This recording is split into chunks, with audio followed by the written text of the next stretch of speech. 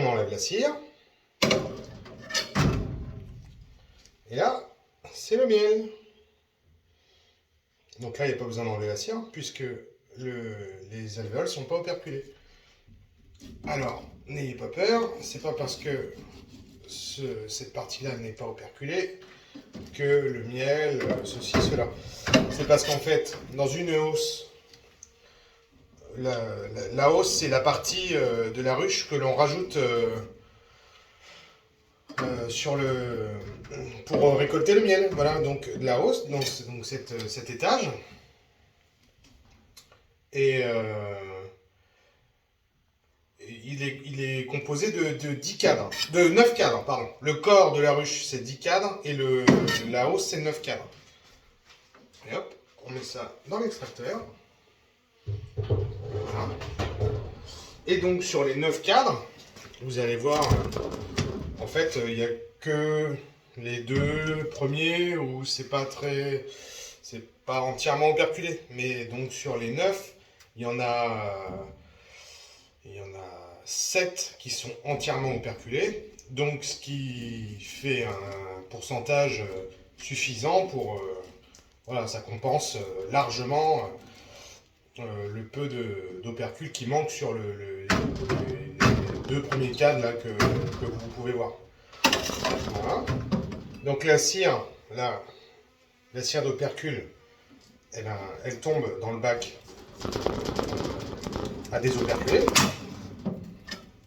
Et dans le fond du bac, il y a une grille qui filtre le miel de la cire. Donc le miel qui coule quand même là, avec la cire, il est récupéré. Et lui aussi, après, il sera filtré comme pour l'extracteur. Voilà.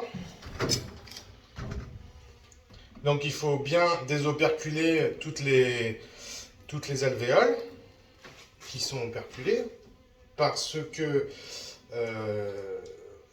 si on place le cadre dans la centrifugeuse et que l'alvéole n'est pas désoperculée, le miel qui est contenu dans cette alvéole ne sera pas extrait. Il restera dans le cadre. Même la force centrifuge, alors vous voyez ce qui est un petit peu plus foncé, c'est un petit peu de pollen. C'est rien. Voilà. Hop. Voilà. Je vais vous montrer après comment ça fait. Ah, il y a une abeille sur le téléphone. Voilà, encore un beau cadre. Je vais vous montrer après la centrifugeuse.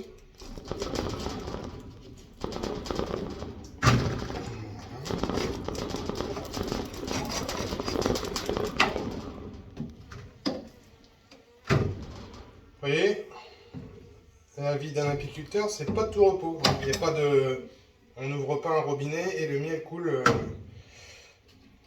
au bout de 3 mois sans rien faire. Ça, c'est dans les dessins animés, ça n'existe pas. C'est pas dans la vie réelle. Ou alors, c'est quelqu'un qui fait ça vraiment pour pas récolter le miel. Parce que pour pouvoir récolter du miel, ça demande une attention de quasiment tous les jours, et surtout au printemps. Au printemps, c'est là qu'il y a le plus d'activité, c'est là que le travail de l'apiculteur est le plus important, parce que c'est à ce moment-là qu'on conditionne les ruches pour toute la saison à venir, la saison d'apiculture, qui commence au mois d'avril environ. Ça dépend de la météo, et qui se termine, pour la plupart des cas, au mois d'août. Hein. Donc avril à août, ça fait pas beaucoup. Et donc dans ce court laps de temps, il y a beaucoup de choses à faire pour pouvoir récolter du miel. On peut pas, si on regarde les étoiles, on va pas récolter beaucoup de miel. Et puis la saison d'apiculture, pour peu qu'il y ait un peu de sécheresse, des frelons asiatiques ou n'importe quoi, hein, il y a des tas d'aléas possibles, et bien voilà, c'est perdu. Et ce qui est perdu, ou la pluie, hein, beaucoup de pluie, comme il y a 2 ans, on avait tout le mois de mai sous la pluie, et bien quand il pleut, les insectes ne volent pas, et les abeilles ne volent pas non plus, ne travaillent pas. Elles restent dans les ruches et elles consomment leur stock de miel au lieu d'en produire. Hop, j'enlève un peu le pollen. Ouais. Donc là, j'ai fini ma journée de travail, il est presque 21h. Et donc, après ma journée de travail, donc ce matin, j'ai récupéré un essaim d'abeilles dans un sapin. Et ensuite, j'ai eu pas mal d'interventions pour des abeilles dans les cheminées depuis très longtemps. Tout un tas des premières interventions de frelons asiatiques aussi, parce que c'est le moment où ils commencent vraiment leur activité. Vous voyez le cadre, j'ai enlevé toutes les alvéoles, il brille bien, hein. Bah, tout ça c'est que du miel. Là, si j'étais gourmand, je mettrais mon doigt dedans pour le manger directement, mais je suis pas assez gourmand. Puis j'ai bien mangé ce soir, ça me tente pas. Allez hop. Donc, en fonction de la couleur du miel et de la période de l'année, évidemment, on peut savoir à peu près de quel type de miel il s'agit. Vous voyez, celui-là, il est quasiment entièrement operculé. Et donc là, bon bah, c'est une hausse, la première hausse récoltée, c'est sur mes ruches à la maison et à Saint-Amand, donc dans la petite Beauce. Et donc, qu'est-ce qu'on a tout autour? Des champs de colza. Voilà, donc il y a majoritairement du colza dans le miel. Il n'y a peut-être pas que ça, hein. Il y a aussi un peu de pissenlit, un peu d'arbres fruitiers, des pâquerettes. Je ne sais pas si les pâquerettes c'est miel. Enfin voilà, c'est toute fleur, mais avec une dominante quand même colza. Hein. Faut pas se leurrer. Mais j'ai bon espoir, j'ai un deuxième rucher hein, où il n'y a pas beaucoup de colza autour. Alors, et quand je fais mes visites, donc je regarde, quand je visite mes ruches, je regarde un peu, je tire un cadre ou deux pour voir, et la couleur n'est pas la même. Donc, ce qui voudrait dire que ça va pas être du miel de colza. Et ça, c'est une très très bonne nouvelle. Voilà, vous êtes toujours là les amis? Ouais, c'est magnifique hein. Cadre plein. Voilà les petits amis, donc la vidéo s'est coupée. Je n'ai pas du matériel pour filmer, donc forcément... Donc vous voyez, ça c'est la cire d'opercule. La cire d'opercule des cadres qui est là. Les petits trous, c'est le filtre pour récupérer le miel. Il y a un seau à miel en dessous. Il est où? Il est là, voilà, avec un filtre. Ensuite, là, j'ai placé les cadres dans la centrifugeuse, qui est là.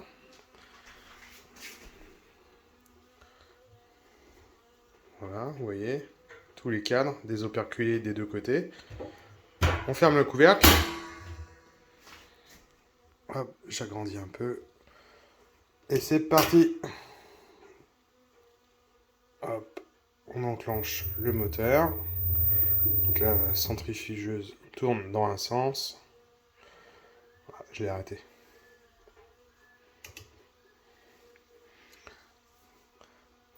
Voilà. Donc là, on a un petit variateur. Ça permet de... Bon bah alors... C'est parce que je vais aller doucement. Et du coup, je fais trop doucement.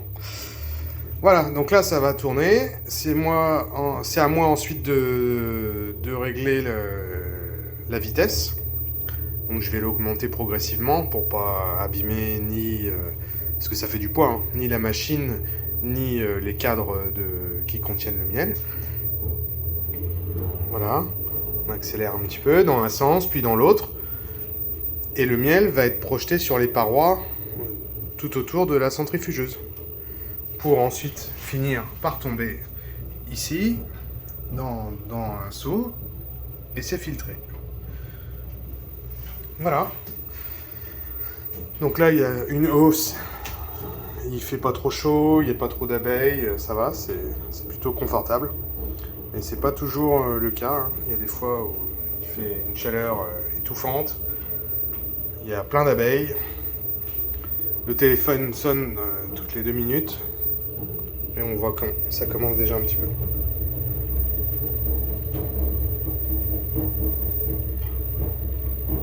Vous voyez les gouttes?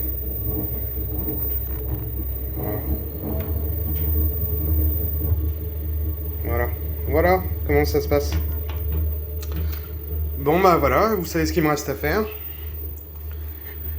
Et puis bah je vous souhaite une bonne saison d'apiculture et je vous souhaite de manger des bons produits, du bon miel. Et voilà, la dernière étape.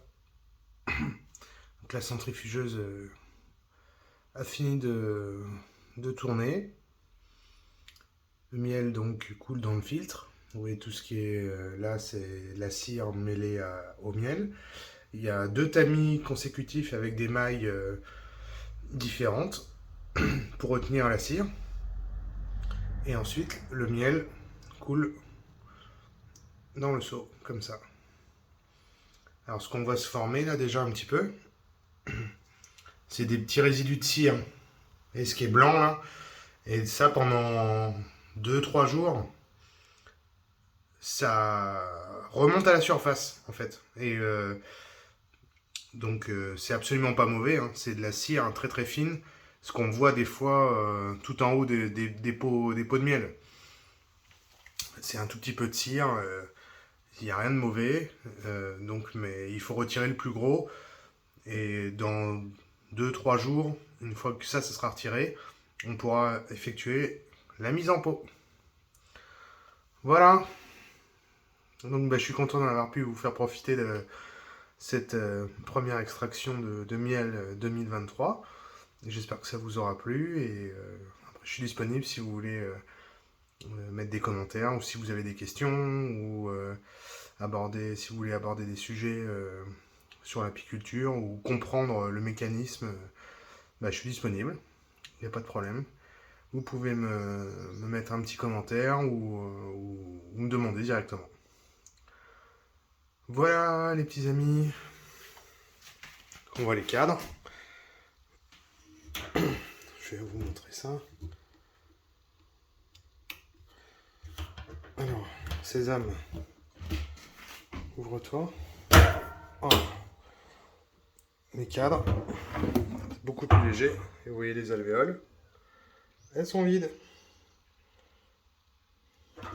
Ça va finir de couler tranquillement cette nuit. Et puis voilà. Vous voyez, tout ça c'est vide. On va donner ça aux abeilles. Elles vont se faire un plaisir de lécher le miel et de les remplir à nouveau. Allez, cette fois c'est la bonne. Je vous laisse. Ciao, ciao. À bientôt. Salut.